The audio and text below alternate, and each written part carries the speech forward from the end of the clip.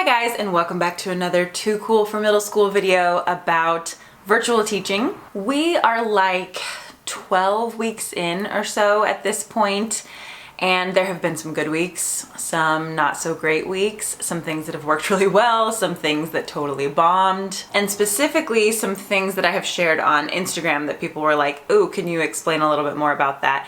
And so since Instagram stories don't last for very long, I figured I would just round them up in this video. And since they also kind of require like some written instructions as well, I'm going to write a blog post that goes along with this video so that you can get the instructions or like examples of these activities on the blog post so you can just like see it there without having to rewatch this whole video. Is that distracting to you to have that little candle flickering back there? It smells really nice, and so I just wanted some nice smell, some nice scent while I make this video. I teach from here fairly often. I guess it's about half and half really, but whenever I'm here I always like to light a candle while I teach. It just like, I don't know, just sets the tone for me a little bit, makes it feel more relaxing. I don't know. Anyway, okay, I'm gonna share with you today 3 things that have gone well and have been engaging for students. Okay, so one of these is specific to my 6th grade history classes. The other one has just been for my 8th grade English classes, and then the third one works pretty well for both. So let's start with my 6th graders. Our entire school, all of the 6th grade teachers have just been like, our 6th graders are amazing. This class is incredible. Teaching them is so much fun. They do everything that you ask. They're super engaged. And just overall, they are wonderful. So I don't know if it's like an age group thing or a first year of middle school thing, or just, you know, we happen to have gotten a great class, but we love them. And they've been really creative and willing to do fun videos. So we were studying Hammurabi's Code a little while ago, and I used the lesson that I always use from the Stanford History Education Group website, Reading Like a Historian. It's free, and I just ended up like typing out everything from the website onto like Google Slides, and they just answered the questions there. It didn't take too long, maybe like an hour or something. So if you want to still use that site digitally, I just recommend like putting things on Google Slides that they can like answer questions on. So anyway, we did that. And then I wanted them to act out some of the laws in Hammurabi's Code. We usually do that in class, and it's super fun. It's kind of like charades where people have to guess which one of the laws they're acting out. They normally do it in groups when we're in person, but you know, for this year, it's a little bit hard to like force kids to work together, especially 6th graders who don't necessarily have phones and stuff. So I just had them do it individually, but it turned out so good. So we used Flipgrid for this activity, and on the blog post, I will share the instructions that I gave. So if you'd like to use those same instructions, that's totally fine. There's not really a lesson plan that goes along with it, besides that, you know, we just looked up all of the laws, and I told them, you're going to act out one of the laws. Don't tell us which one it is, but then in our next class, we'll watch all of the videos, and everybody can have, it's 282 laws, so everybody can have those 282 laws open and try to see if they can figure out which law you're acting out. You can act it out like in person on camera. You can get your family to be your co-stars, your supporting actors. You can use toys or stuffed animals. You could use some kind of drawing program or computer program, whatever you want to use. So I'll ask a couple students and parents for their permission to share some of their videos here. We are in ancient Babylon, all the buildings and merchants. There seems to be a man lurking around. Wonder what he's going to do. Hey, get back here! I lost him. I better go report that.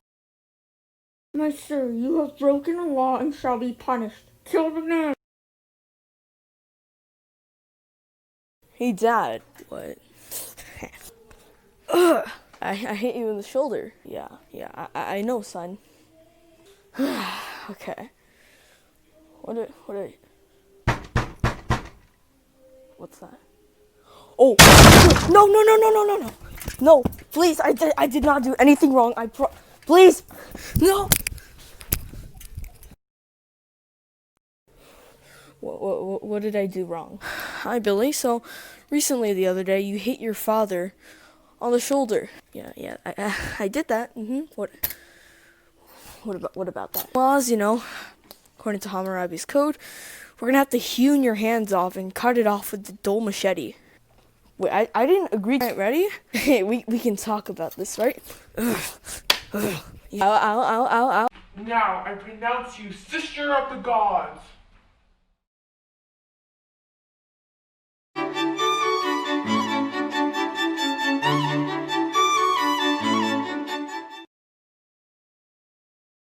We saw her at the tavern. What? I was not. We saw her today. What? What? Same with me. Huh? Burn her! Burn her! Hey, he stole my kangaroo. What are you talking about? This is mine. Well, there's only one way to know. Oh yeah. Let's fight to the death. I'm gonna go jump in a river. What? Seriously? A river? Whatever.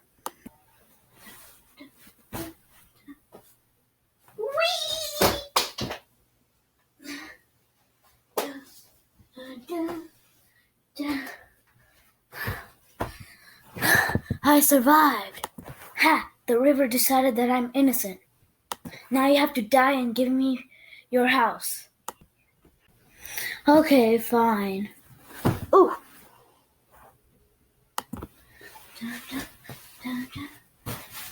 I can't swim! Just overall, they were super hilarious, really good. It was nice for me to see the kids' faces a little bit more, get, a better sense of their personality and their quirkiness and their creativity and all of that. So it was really fun. Like, Jensen was watching all the videos with me the night before and he was cracking up. He's been like acting out the I can't swim and jumping off of things for a week now. So it's a whole family affair. And if you haven't used Flipgrid before, it's really fun. It's free. There is a setting where like only you can see them until you make it public. Well, and public only means like, for the kids in your class. So you could like check them before they're like live, just in case, they put something inappropriate in there or whatever. I didn't do that with these. I just allowed them to upload and then the other kids can watch them. They can leave comments. So it's kind of up to you how much leeway you want to give them with that, but it's a secure platform. People always have questions about that, like having kids take video. But again, they don't have to use their face. They could use toys, they can create something online, they can do it however they want. So I really like this as an option for some kind of like a show me what you know activity. I think this is really fun. And then this week they're doing, what are they doing? A day in the life of like a specific empire. So we've gone over 5 empires so far, and so they each got assigned to one of those empires, and it's kind of like a vlog style or like a documentary style. Like, this is a typical day in the ancient Assyrian Empire or in ancient Babylon or whatever. So those should turn out pretty good too. So overall, our 8th graders are a little bit less willing to do things like make Flipgrids. In general, they're just like a little bit less engaged. I think it's more of just like the age group, and they just have different motivations in general. So I have to use kind of different tactics with my 8th grade classes versus my 6th grade class. So since I'm teaching 8th grade English and we have so much less speaking and listening happening since we're online, I can't do my community circles anymore, and there's just less discussion in general, and it's really sad for me. So one thing that I'm having them do is book recommendation presentations. So everybody has to sign up for 1 per semester. They can do it in pairs or by themselves. And I have a list of questions that they need to cover. And I will also link those on the blog post. So some of the questions, just to keep things more interesting, is like, is this story a mirror or a window? They've been interested in talking about that aspect of a book. Like, is this a story that reflects your reality back to you, or is this a window where you just get to see an entirely new world? Because sometimes you're in the mood for one type and sometimes you're in the mood for the other type. Sometimes you want to just escape and not even read about something that's similar to your own life, and then sometimes you just really want to see your own type of story reflected back to you. So that's been a fun question for them to answer. They talk about like a lesser known character, like not a main character, who is interesting in the story. And then they talk about like what kind of a reader would enjoy this book. So they do those presentations at the beginning of class. That's always how we start class. So I take attendance, and then whoever is signed up for a book presentation does their book presentation. So far they've been good. Some of them are like excellent. Just, I mean, like blew my mind with the analysis and like the slide design and just like how professional it was. And then, yeah, theirs are like, fine, okay. But it's good practice for them either way. And then everybody is getting a book recommendation at least, you know, once per class. And a lot of times it's books that I haven't read, like they're reading things that I'm not able to recommend to them because I haven't heard of them. So it's good that they're getting so many different like tastes in books. So that's really cool. My students have been using Canva quite a bit for their slide design, like their presentation design, or they can just use Google Slides. It doesn't really matter to me. So I have an assignment set up on Google Classroom, and they do, you know, add their slides to that assignment once they've presented or before they've presented if they want. So I'm just like collecting those throughout the semester, and then I'll just grade it at the end. And I think for semester one, it's basically like if you did it, you get full credit. Maybe next semester I'll have a little bit more of a stringent rubric, but this isn't something that I want to be like looking for reasons to take points off of. So it's already kind of scary to do a presentation. So I just want it to be kind of a safe assignment. And then one student asked the other day if they could like pre-record their presentation and make it more like a Screencastify type of a thing. And I had to think about it for a second, but yeah, I said that was fine. I mean, what I want is for them to have practice in giving a presentation and speaking in front of people. And there are times when we do that live, and there are times when we pre-record that, even as teachers. So I was like, yeah, I mean, the live aspect of it isn't really the most important thing, so sure. So I'll provide some examples of those for you on the blog post as well. And then the third thing that I've been using with both my 6th graders and my 8th graders, and I've seen quite a few people on like Instagram and Twitter doing this, and I just want to reiterate that it's a good way to go. It's not foolproof, but it's good. When we go into breakout rooms, let's say we have 6 breakout rooms, and this does take a little bit of like pre-preparation. I guess all preparation is pre-preparation. But I create one slide deck that has the same number of slides as breakout rooms that I'm planning to put them into. So if you're in breakout room 1, you're going to be typing on slide 1, and that might be like 5 or 6 people. And then if you're in breakout room 2, you're going to be on slide 2, etc. So I'll put on those slides like whatever it is that I'm asking them to talk about, or like whatever information I want them to come up with as a group, and they'll type that in while they're in their breakout rooms for like 7 minutes, 10 minutes, however long they're in there. Now, the part about it that teachers seem to be most like, oh, okay, that's cool, is that you can change like the view of how you see slides from just like in a row to spread out in more of a grid. You just click that on the bottom left corner of Google Slides. And so then you can see all of the groups at once and see in real time how much they're adding to the slides. So if there's a group that hasn't added anything, you might want to jump into their breakout room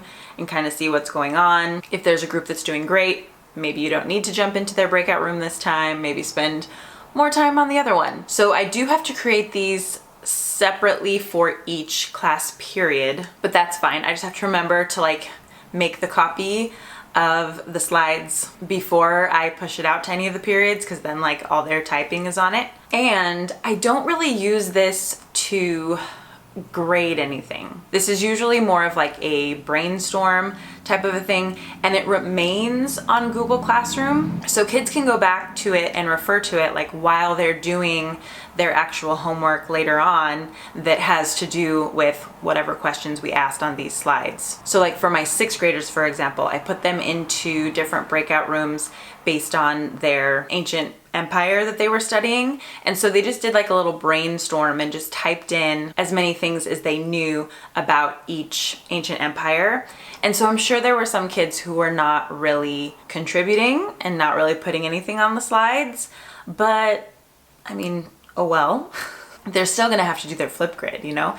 And if the reason that they weren't contributing is because they were struggling and they didn't really know where to find the information, well, now they've learned it from their group members and it still lives there on that slide. So when they go to do their project, they can go back and look at those notes that their friends wrote, but they still have to put it into their own video and like, you know, work with that information on their own. So it's fine with me if, you know, not every single person contributes exactly the same amount, because that's just, it's not gonna happen anyway. So it's just more of a way for me to see how the groups are getting along, and then for kids to be able to go back and reference. So that's it. Those are 3 things that have just been working fairly well for me. I wanted to pass those along, and again, I will just put any like written information that will be helpful on my blog so that you can get to it a little bit quicker. And just in case you didn't know, on my blog I also have evidence and ethics t-shirts. I still have quite a few on there. Some sizes are sold out, but I am restocking very soon. I've put in an order. I'm just waiting for the t-shirts to get here. They may be here by the time you watch this video. And I have a bunch of stickers on there as well. So feel free to shop over on the blog if you would like to. And if you have any other ideas for engagement that have been working well for you, please leave those in the comments down below. We can help each other out here. And I can't remember if I said this before. I've been saying it in most of my videos, but we are fully virtual. So this may be a little bit different if you're in class or doing hybrid or whatever, but for now we are still virtual, and all of our kids have district issued Chromebooks, so they do have access to those programs like Flipgrid and everything through their Chromebook. And most of our kids do have Wi-Fi access. If there were any kids who were not able to get that, the district stepped in to get them like a hotspot or whatever. So as far as I know, all of my kids have access to a Chromebook and have access to Wi-Fi. And I know that's not the case for every single kid in America. It absolutely needs to be. So if your kids are in a situation where they just like can't even get on the internet and they're being expected to learn virtually, I'm so frustrated for you and for them and for your school. And if there's anything that we can do to help, like if you guys know of any schools that are in these situations or any like ways that people can donate or help or do something about that, please let us know. Because like my kids are taken care of for the most part. We made sure they got what they needed. So if there are any other kids who now we can shift our focus to and help them out, please let me know, and let me know if there's anything I can do. All right, guys, I hope you're having a great week, and I will see you in my next video. Bye. Are you done? Yes. Wow, you were so quiet over there.